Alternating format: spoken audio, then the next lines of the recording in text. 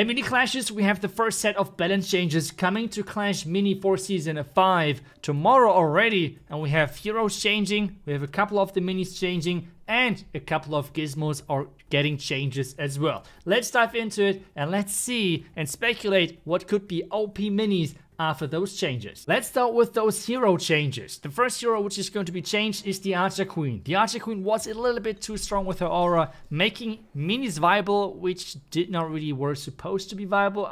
It was crazy with how strong the aura and the Queen especially was, and this is going to be changed. What exactly is going to be changed? Well, there's two changes happening. The first nerf is actually that her attack speed boost is going to be reduced from 40% to 30%, which is a lot, this is quite a heavy nerf. And in addition to that, it's going to be reduced by half the time per default, which means so far, how the ability worked, you had 2 seconds of the boost every 6 seconds. You could upgrade that with upgrading the spell to 4 seconds every 6 seconds.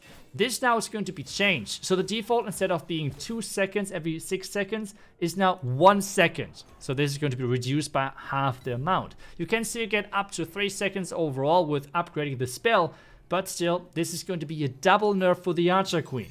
Those were the main changes. Next one is going to be the contest. The contest is quite strong.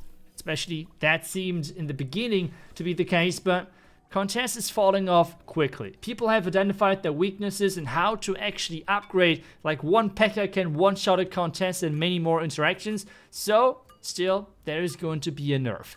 For the base energy is going to, the base energy is going to be increased. So it takes now, instead of 6 energy to cast her super, it's going to be now 7 energy overall. With that being said, that's already it. I feel like it's fair to not nerf her too much, because she looked kind of broken in the beginning. But to be honest, I'm really not sure if the contest was that strong.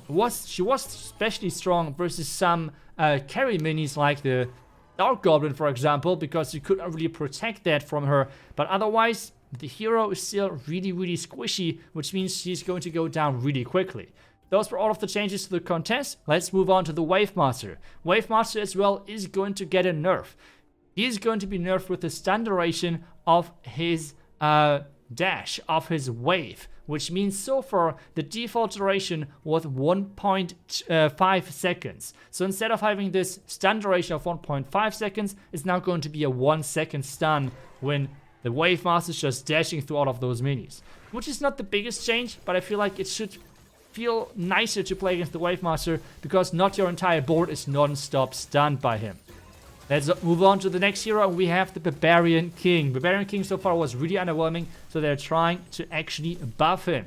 What exactly is going to be buffed? First off, the super wind down time is going to be decreased to 0.4 seconds, and before that it was 1 second. So quite a big change there. Next one, again, is going to be the base attack speed is going to be now better for him. Instead of having it 0.7 seconds, it's now 0.8 seconds. So he's going to attack quicker to get his energy, to get the damage in. The next change as well, so it's a triple buff to the Barbarian King. That could be kind of scary. The next buff is going to be the base energy is going to be reduced from 10 energy, which he needs for a super, to 9 energy, which is quite a big change, to be honest. With all of those 3 changes, Baron King might be back in meta. Who knows? Next one, Skeleton King. Another hero which felt really underwhelming so far. So what they're doing is they're increasing his attack speed as well, which means from 0.45 attack speed now to 0.5. It's not the biggest change, but it's nice to have, I guess. And his ability is going to be changed, where he's reviving, right? He is coming back to the board again, and that is changed from 4 HP, which is the base level, and then like 2 HP for every single soul. This is going to be changed that the base level is now 6 HP and then 2 HP for every single soul. So the Skeleton King is going to have more hit points when coming back and getting revived, so he should be nicer tank overall. Next thing is the Roy Champ. The Roy Champ is going to get actually a buff. I was surprised because Supercell already explained this to us, because I was really surprised by the Roy Champ getting a buff, but they said actually the Roy Champ has one of the worst win rates on above 1000 trophies. So with that being said, I guess let's see how much this buff is going to change. What is going to be changed is that, well, the upgrades of her spear toss is going to be way better now, which means overall the third ability, the javelin toss, is now dealing 2 damage as base damage, and then you can upgrade it for 2 damage each, which means so far it was only 1 damage each for every single upgrade, which means if you have fully upgraded the spell so far in the live game right now, it could do up to 4 damage. Now it can deal up to 6 damage. Why is that important? Most of the supportive minis have 6 HP.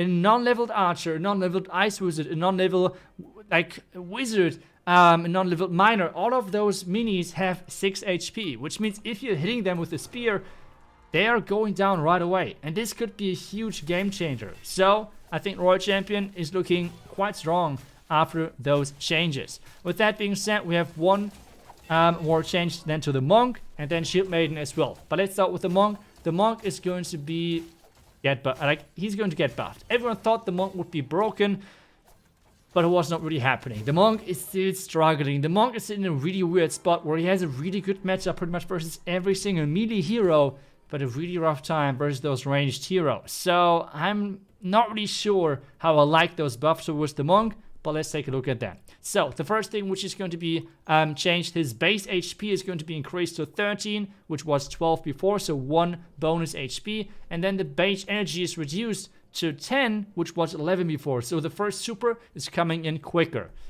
which is as well quite a big buff. So let's see. Let me know what you think about the monk. Next one, Shield Maiden.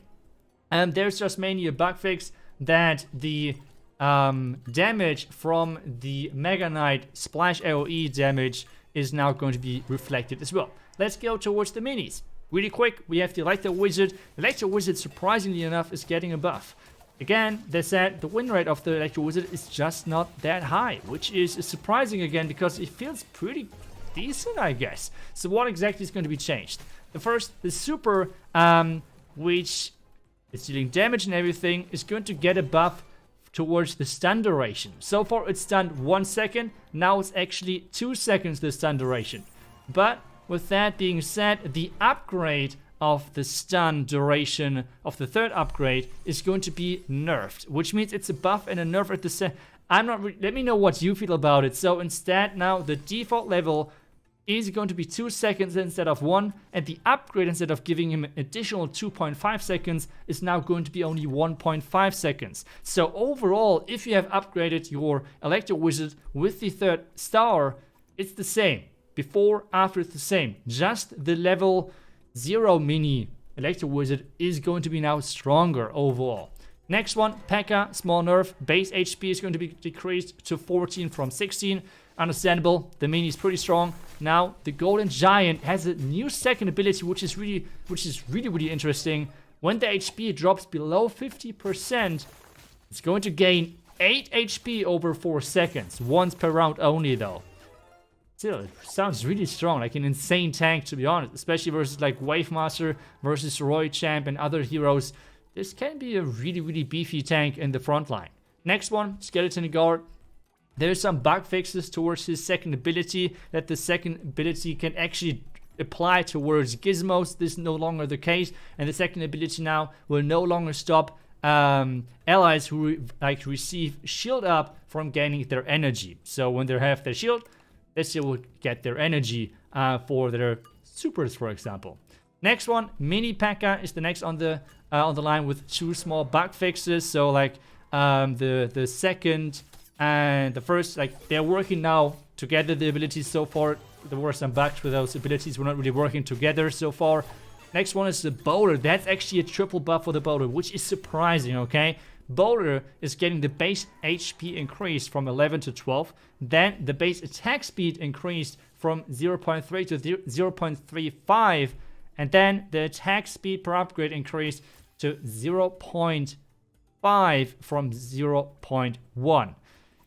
That's interesting. I mean, the Boulder now seems way stronger, so I guess let's see if everyone is going to use it. But now let's get to the gizmos. So, first one, Training Camp. The Training Camp, what is going to be removed is the +1 attack buff, and it's going to be keeping the boast +1 in this specific round, which let's see how strong this is going to be. I'm not 100% sure yet if I feel about it, like how I feel about it and everything. Let's see how this plays out, but I feel like the training camp so far is probably the most broken gizmo in the entire game, especially with the Archer Queen. It feels like pretty much GG as soon as you're facing an Archer Queen on this training camp gizmo. So let's see.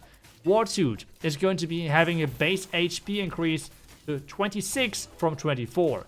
Next one, Hot Pot. As well, a nice buff, base HP increase to 15 from 14. Then the bolts is 7 seconds, so the Potter is going to be spawned in 7 seconds instead of 8. And then, well, the Potter base attack speed is going to be increased as well from 0.5 seconds to 0.6. So overall, pretty nice buff for the Hot Pot. We all love the Potter, so let's see how this is going to turn out. Mochi Puncher is going to attack quicker, or like punch back quicker, which is nice as well. Elixir Collector is going to get an HP buff from 15 to 16. And in addition to that, is going to, like, the frequency, how quick you can throw those elixir points in, is going to be increased as well. And that's pretty much all of those balance changes. Well, let me know what you think about that. I will obviously upload new decks the next couple of days, but first I want to play it a little bit and see how it feels, because I do not want to just speculate and upload a random deck, which in the end is pretty bad. So if you want to have new decks, make sure to follow this channel. Thank you so much for watching. I will see you guys back with the next video really soon. Until then, see ya and bye bye.